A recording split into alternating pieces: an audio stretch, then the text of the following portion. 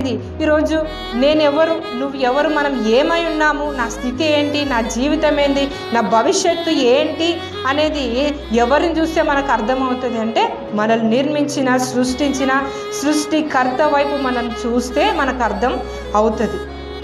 సుంకరి దేవుని చూశాడు, తను పాపిని అని ఒప్పుకుంటున్నాడు. ఎప్పుడు నేను పాపిని అనే ఒక ఆ మనస్తత్వం, ఆ ధైర్యం చాలన్నటువంటి స్థితి ఎప్పుడు వస్తుంది అంటే మనలో ఉన్నటువంటి పాపం ఏంటి అనేది మనం గ్రహించినప్పుడు, నేను చేస్తుంది తప్పు అని మనకి ఎప్పుడైతే గ్రహింపు వస్తుందో, నేను మాట్లాడేది కరెక్ట్ కాదు అని మనకి ఎప్పుడు తెలుస్తుంది అంటే దేవుణ్ణి మనం చూసినప్పుడు, దేవుని రూపంలో మనల్ని మనం పోల్చుకుంటున్నప్పుడు, ఆయనను చూడడం అంటే ఎలా, మరి దేవుణ్ణి ఆయనలాగా నేను ఉన్నానా లేదని చూడడం ఎలా, నాలో ఉన్న బలహీనతలు ఏంటి అనేది మనం ఎలా తెలుసుకోవాలంటే వాక్యం.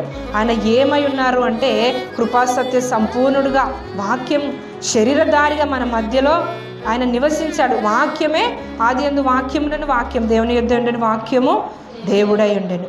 ఆ వాక్యాన్ని మనం చూస్తున్నప్పుడు మనం ఏంది అనేది మనకు అర్థమవుతుంది.